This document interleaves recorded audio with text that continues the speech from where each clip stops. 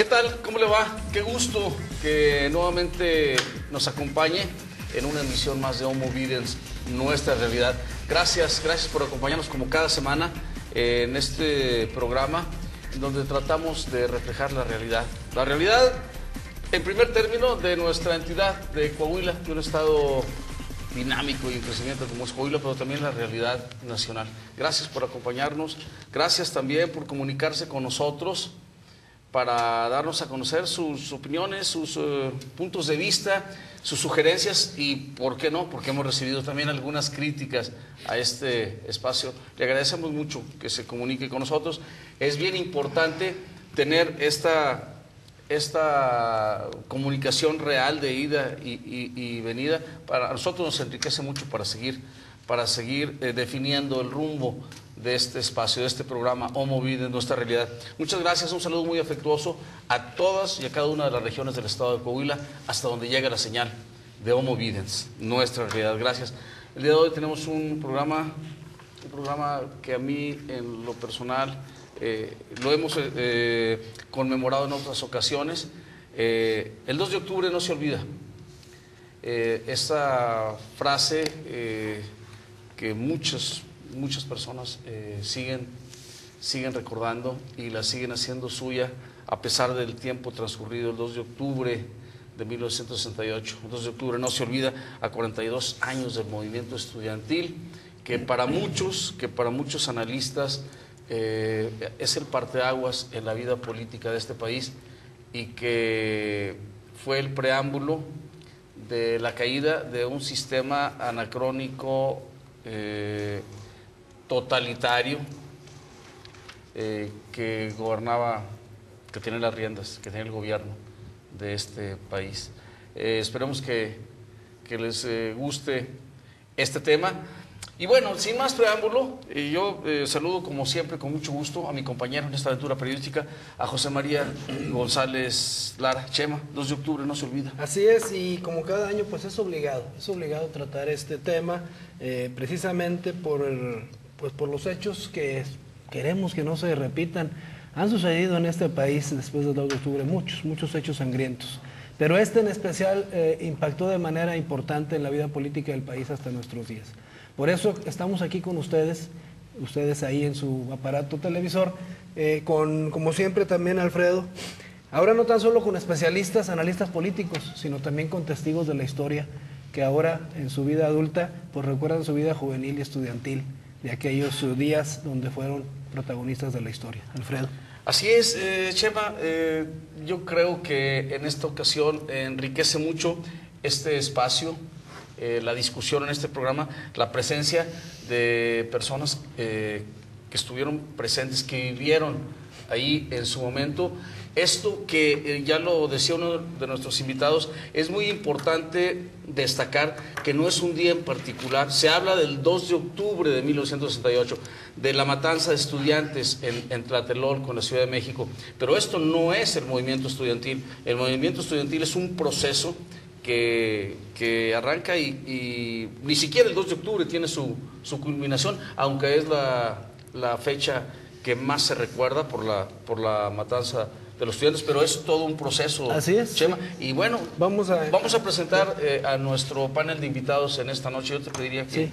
Pues miren, tenemos aquí con nosotros al maestro jubilado, pensionado, al maestro Raúl Mario Yeverino García, que él fue dirigente estudiantil de la Escuela Normal allá en la Ciudad de México, de la Normal Superior. De la Escuela Normal Superior allá en la Ciudad de México. Bienvenido, maestro. Gracias. Muchas gracias. Gracias por estar con nosotros, Alfredo. Por acompañarnos. También está con nosotros Francisco Javier Cepeda Flores, ingeniero, maestro, que tiene una maestría en matemáticas e historia. El maestro Francisco Javier Cepeda Flores. Dos maestrías. Una en matemáticas y otra en historia. Así es. No creo que haya maestría en historia y matemáticas, que sería interesante, pues. Maestro de la universidad, director del Centro de Matemáticas de la Universidad Autónoma de Coahuila, y quien en 1968 era estudiante de la Facultad de Ingeniería de la UNAM, miembro del Comité de Lucha y del Consejo Nacional de Huelga. Maestro Francisco Javier Cepeda, gracias por aceptar platicar con nosotros. Sí. También nos acompaña ya un invitado que ha estado con nosotros en otros temas, Alfredo. Armando López, que pues, fue diputado federal, es analista político, asesor en administración pública también, y en aquel tiempo estudiante de preparatoria, muy activo y también como nuestros invitados protagonistas. Gracias. Bienvenido, gracias. Un placer de siempre. Armando López Romero, estudiaba en la Vocacional de Guadalajara. Ahorita nos platicarás cómo fue que llegaste también a la Ciudad de México y demás. Gracias, Armando. Muchas gracias. Sí. Y por supuesto estaba con nosotros el licenciado José Guadalupe Robledo Guerrero, periodista, analista político, amigo de nuestro, compañero de muchas batallas, José Guadalupe Robledo, estudiante en aquel tiempo, ¿no? En el 68, Robledo. No, pero sí nos atrajo a todos. Pero fue dirigente estudiantil en la Universidad Autónoma de Coahuila. Posteriormente. Precisamente el movimiento de autonomía. Fíjate, Chema, que antes de empezar a platicar con nuestros invitados, a mí me parece bastante inapropiado tocar un tema como el 2 de octubre trayendo la corbatita, así que yo me voy a permitir prescindir de la corbata, porque la verdad que para tratar este tema me parece que debemos de prescindir de este. Pues ojalá no sea no era pose, ¿verdad? No, de ninguna manera. Creo que Tienes razón. nuestra trayectoria profesional y en la universidad nos avala. Sin duda. Y tenemos calidad moral para hablar de estos temas. Chema, siempre con la convicción, y no importa dónde estemos, siempre con la convicción de que este proceso sigue. Por eso era importante lo que decía, lo comentaba yo, el maestro Francisco Javier Cepeda Flores. Esto es un proceso y que no tiene quizá un inicio definido ni un final. Creo que, de hecho, el proceso sigue abierto. Pues de hecho esa sería la primera pregunta. Los antecedentes del movimiento estudiantil, maestro Francisco Cepeda. Efectivamente, las cosas no nacen nada más porque sí y por generación espontánea. Ahora que estamos en la revolución tuvo antecedentes muy importantes. Ahora que estamos festejando la independencia tuvo antecedentes muy importantes desde años antes. Esto también guardando todas las diferencias y proporciones, pero había causas, raíces sociales de carácter internacional. En primer lugar, los jóvenes de aquel entonces vivíamos toda la influencia de la Revolución Cubana, ¿no? Lo que significaba un pequeño país enfrentándose al imperialismo yanqui, con la figura de Fidel Castro, con la figura del hombre nuevo del Che Guevara, etcétera, que hasta la fecha tiene repercusiones. En aquel entonces lo vivíamos más. Los movimientos musicales también tienen mucha repercusión, particularmente los Beatles, que sonaba a música nueva, a música contestataria incluso, ¿no? Por supuesto que la guerra de Vietnam jugaba un papel importante, unas enormes manifestaciones pacifistas que se daban en todo el mundo, ¿no? También un pequeño país como Vietnam poniéndose a la defensiva y defendiendo, y después vimos que con éxito triunfando, ¿no? Ante el imperio. También ante una invasión imperialista, ¿no? Que se parecía, ¿no? a nuestra invasión también de los franceses y los americanos de su tiempo, ¿no? Y que todavía recordamos que qué bueno que se defendieron. Ahí están los niños héroes para acabar pronto, ¿no? Por cierto, manifestaciones no tan pacíficas. Algunas no tan pacíficas, se dieron en todos lados, ¿no?